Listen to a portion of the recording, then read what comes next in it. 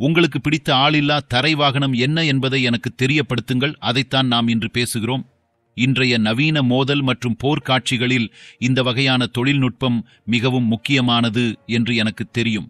ஏனென்றால் நிச்சயமாக தன்னாட்சி வாகனங்கள் எதிர்காலம். அவை உண்மையில் மற்றும் பெண்கள் மற்றும் தாய்மார்களே, ஈரானுவ பாதுகாப்பு தொழில்நுட்ப உலகத்தை சுற்றி வரும் ஒரு தலைப்பின் ஆழமான டைவ் ஒன்றை நாங்கள் உண்மையில் பார்க்கிறோம். பல ஆண்டுகள் ரிப்சா தொடர் வாகனங்கள், குறிப்பாக M3, இது டெக்ஸ்ட்ரான் சிஸ்டம்ஸால் உருவாக்கப்பட்ட ஆளில்லா தரை வாகன தொழில்நுட்பத்தின் ஒரு கண்கவர் பகுதியாகும். இது எப்படி மற்றும் ஃப்ளீர் பாதுகாப்புடன் இணைந்து உருவாக்கப்பட்டது. இப்போது நீங்கள் பாதுகாப்பு எக்ஸ்போஸ், பளபளப்பான சந்தைப்படுத்தல் வீடியோக்கள் அல்லது எதிர்கால ஈரானுவ கருத்துக்களை அறிந்திருந்தால் ரிப்பா தொடரை நீங்கள் பார்த்திருக்கலாம். இது வேகமான மட்டு திறனுடன் நிறைந்துள்ளது. இன்னும் அதன் அனைத்து மிகைப்படுத்தல்களுக்கும் இது ஈரானுவ வரிசைப்படுத்தலின் முக்கிய கட்டத்திற்கு ஒருபோதும் வரவில்லை. மேலும் செல்லுங்கள், நான் முன்னால் ஏதாவது பேச விரும்புகிறேன். இது இல்லை முக்கிய செய்திகள். ரிப்சா தொடர் சிறிது காலமாக உள்ளது. மேலும் பல உள்ளடக்க படைப்பாளர்கள் மற்றும் பாதுகாப்பு சேனல்கள் அதை விரிவாக உள்ளடக்கியுள்ளன. இங்கே நானும் அதையே செய்கிறேன். இருப்பினும் தனிப்பட்ட முறையில் எனக்கு அதை மீண்டும் கவனம் செலுத்துவது ரிப்சா MTH-3 சமீபத்திய காட்சி பெட்டி. அதன் டேங்க் எதிர்ப்பு ஏவுகணை பேக் அல்லது எதுவாக இருந்தாலும் இந்த புதிய உள்ளமைவு சுவாரஸ்யமாக உள்ளது மற்றும் UGBகளின் நம்ப முடியாத திறனை எடுத்துக்காட்டுகிறது. ஆனால் அது சக்திகளையும் கட்டாயப்படுத்துகிறது. இந்த வாகனங்கள் பெருமை பேசும் அனைத்து மணிகள் மற்றும் விசில்களுக்கு ஒரு வெறுப்பூட்டும் யதார்த்தத்தை எதிர்கொள்ள வேண்டும். முன்மாதிரிகள் மற்றும் பாதுகாப்பு ஒப்பந்தக்காரர் ஷோரூம்களின் சாம்ராஜ்யத்தில் இன்னும் பெரும்பாலும் சிக்கித் தவிக்கின்றன. அது ஏன் முதலில் அதை அவிழ்ப்போம்? ரிப்சா MTH-3 ஐ புரிந்து கொள்ள ரிப்சா தொடரின் சுருக்கமான வரலாறு நமக்கு தேவை. நாம் ஒரு படி பின்வாங்கி அதன் வேர்களை பார்க்க வேண்டும். ரிப்சா தொடர் 2000களின் முற்பகுதியில் ஒரு பேரார்வத் திட்டமாக தொடங்கியது. How brothers and hats off to them. இது 2001இல் ஒரு நம்ப முடியாத வாகனம்.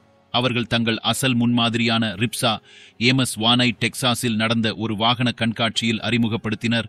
அதன் அதிவேக மற்றும் எதிர்கால வடிவமைப்பு கவனத்தை ஈர்த்தது. அமெரிக்க இராணுவத்தின் பல வருட ஒத்துழைப்பு மற்றும் வளர்ச்சியை தூண்டியது. காலப்போக்கில் MS-2, MS-3 மற்றும் இப்போது M3 மற்றும் M5 மாதிரிகள் உள்ளிட்ட பல்வேறு இடைச்செருகல்கள் மூலம் ரிப்சா உருவானது. ஒவ்வொரு புதிய பதிப்பும் வேகம், பேலோட் திறன், மாடுலாரிட்டி மற்றும் மிஷன் பல்துறை ஆகியவற்றில் குறிப்பிடத்தக்க முன்னேற்றங்களை உறுதியளித்தது.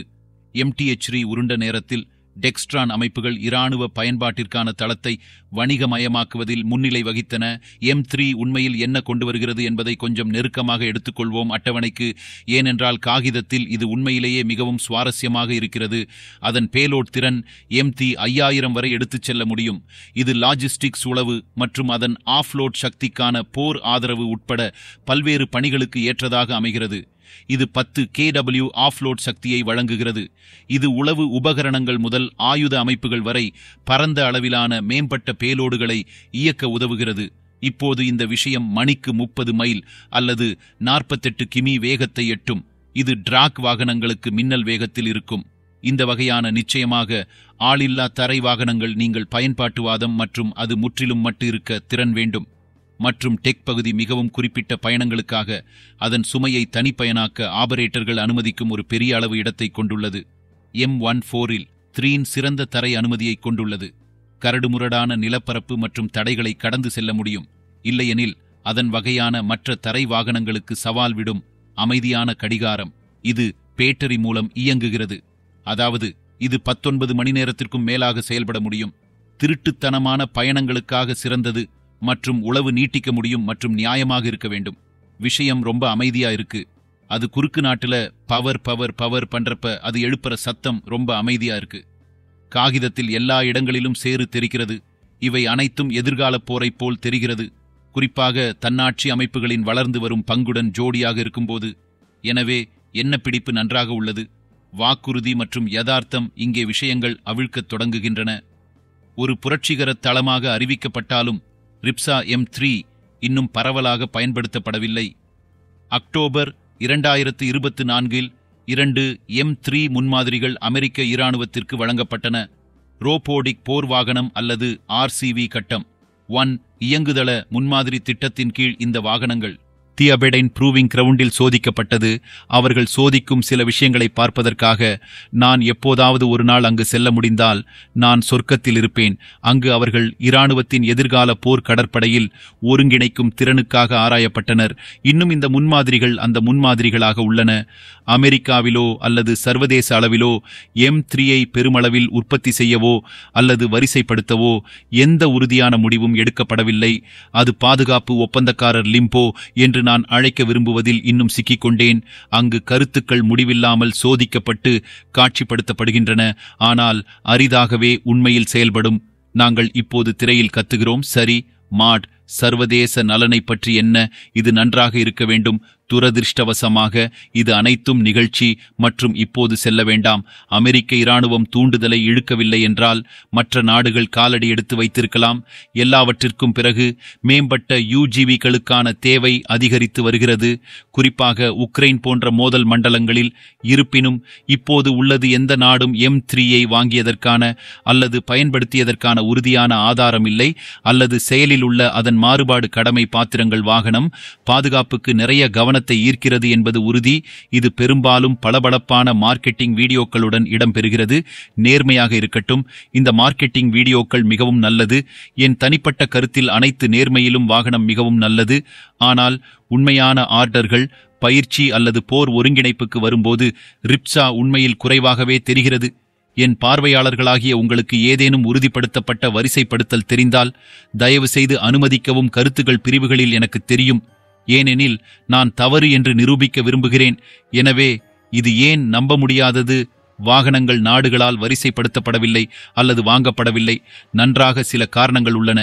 பொதுவாக UGVக்கள் நேர்மையாக இருக்க வேண்டும். ரிப்சா மட்டுமல்ல, அவர்கள் முன்மாதிரியிலிருந்து போர்க்களத்திற்கு மாற போராடியுள்ளனர். முதலிடம் செலவு ரிப்பா மலிவானது அல்ல. ஏற்கனவே இறுக்கமான வரவு செலவு திட்டங்களை கையாளும் இராணுவங்கள் நிரூபிக்கப்படாத தளங்களில் முதலீடு செய்வது மிகவும் கடினமாக இருக்கும். குறிப்பாக பாதுகாப்பு மற்றும் இராணுவத்தின் உயர் அதிகாரிகளுக்கு விற்கலாம். ஒப்பந்த நிபுணத்துவம், ஒருங்கிணைப்பு சவால்கள் உள்ளன. அடிப்படையிலான தன்னாட்சி சொல்வதை விட மிகவும் சிக்கலானது. வான்வழி ட்ரோன்கள், நிலப்பரப்பு தகவமைப்பு, தகவல் தொடர்பு, நம்பகத்தன்மை, தளவாடங்கள் போன்ற காரணிகள், அவை அனைத்தும் பெரும் தடைகளை உருவாக்குகின்றன. பழமைவாத கொள்முதல் திட்டமும் உள்ளது. இராணுவ அமைப்புகள் நிரூபிக்கப்படாத தொழில்நுட்பங்களை விட போர் சோதனை அமைப்புகளை ஆதரிக்கின்றன, குறிப்பாக உயிர்கள் வரிசையில் இருக்கும்போது. ஆனால் இந்த குறிப்பிட்ட விஷயத்தில் பல உயிர்கள் வரிசையில் இல்லை, ஏனெனில் வாகனத்தின் உள்ளே உயிர்கள் இல்லை. இது ஒரு முக்கிய பிரச்சனை. ரிப்சா போன்ற UGVக்கள் ஒப்பீட்டளவில் சிறிய செயல்பாட்டு முக்கிய தயாரிப்பை ஆக்கிரமித்துள்ளன. பெரிய அளவிலான தழுவலை நியாயப்படுத்துவது கடினம். அமெரிக்க இராணுவம் ஏன் சிறிய அளவில் விரிவாக சோதிக்கிறது மற்றும் ரிப்சா ஒரு பெரிய மெகா கார்ப்பரேஷனிடமிருந்து வாங்குவதற்கு பதிலாக சிறிய அளவில் ஒரு நல்ல தொடக்கம் என்று நான் கூறுவேன். நான் டெக்ஸ்ட்ரான் மிகவும் பெரியது என்று அர்த்தம், ஆனால் நீங்கள் ரின்மெட்டல் மற்றும் அவற்றின் சொந்த வகையான பிற UGVகளை அறிந்திருப்பது போன்ற விஷயங்களை பார்க்கும்போது நான் ரிப்சா ஒரு நல்ல தொடக்கம் என்று நினைக்கிறேன். இப்போது உரையை பற்றி ஒரு வார்த்தை. நான் தொடர்வதற்கு முன் என் பிடியில் ஒரு பிட். நான் டெக்ஸ்ட்ரான் அமைப்புகள் பற்றி ஒரு பிட் பகிர்ந்து கொள்ள வேண்டும். இப்போது நான் அதை தொழில்முறை வைத்து ஆனால் சொல்லலாம். அவர்கள் அல்லது தந்திரோபாய கவச ரோந்து வாகனம் நிச்சயமாக எனக்கு பிடித்த தளம் அல்ல. நான் இங்கே செல்ல முடியாத காரணங்களுக்காக நான் சரியாக ஒரு டெக்ஸ்டன் ஃபேன்பாய் அல்ல என்று சொல்வது பாதுகாப்பானது.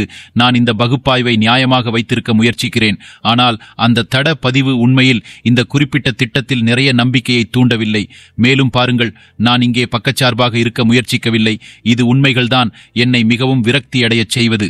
இவை எப்படி என்பதுதான் ரிப்சா மற்றும் சந்தை பாதுகாப்பு ஒப்பந்தக்காரர்கள் அதிர்ச்சியூட்டும் வீடியோக்கள் மற்றும் தெரிக்கும் வெடிக்கும் காட்சிகளை உருவாக்கி உற்சாகத்தை அதிகரிக்கும் போது செயல்பாட்டு மதிப்பை வழங்குவதற்கு வருகிறது. முடிவுகள் மந்தமானவை. மிகைப்படுத்தலில் அடித்துச் செல்லப்படுவது மிகவும் எளிதானது. இந்த வாகனங்கள் ஒரு மகிமைப்படுத்தப்பட்ட முன்மாதிரியை விட சற்று அதிகமாக இருப்பதை உணர மட்டுமே. யாரோ ஒருவர் உண்மையில் நம்பிக்கையின் பாய்ச்சலை எடுக்க முடிவில்லாமல் காத்திருக்கிறார்கள். அமெரிக்கர்கள் தண்ணீரை சோதிக்கிறார்கள். ரிப்போர் M3 அதன் அனைத்து வாக்குறுதிகளுக்கும் ஒரு சிறந்த எடுத்துக்காட்டு. இது பாதுகாப்பை பற்றியது என்ற உணர்விலிருந்து தப்பிப்பது கடினம். ஒரு உண்மையான தாக்கத்தை ஏற்படுத்தும் இராணுவ சொத்தை உருவாக்குவதை விட அபிவிருத்தி குழாய் ஓட்டத்தை வைத்திருப்பது மற்றும் நான் முழுமையாக இருக்க முடியும். ஒரு போர்க்கள சொத்தை விட காட்சி பெட்டி உங்கள் எண்ணங்களை கருத்துகளில் எனக்கு தெரியப்படுத்துங்கள். Report M3. எதிர்கால போர் அல்லது இது ஒரு கிடங்கில் தூசி சேகரிக்க விதிக்கப்பட்டுள்ளதா? மற்றும் உங்களுக்கு ஏதேனும் உள் மற்றும் அதை பற்றிய அறிவு இருந்தால் அதை பற்றி வரிசைப்படுத்தல் அல்லது பற்றாக்குறை இருந்தால் அதையும் அடுத்த முறை வரை பகிர்ந்து கொள்ளுங்கள். பார்த்ததற்கு மிக்க நன்றி. தயவு செய்து மீண்டும் நீங்கள் விரும்புகிறீர்கள் என்பதை உறுதிப்படுத்திக் கொள்ளுங்கள். மேலும் வீடியோவை குழு சேருங்கள். நீங்கள் ரசித்தால் நான் உங்களை பார்க்கிறேன்.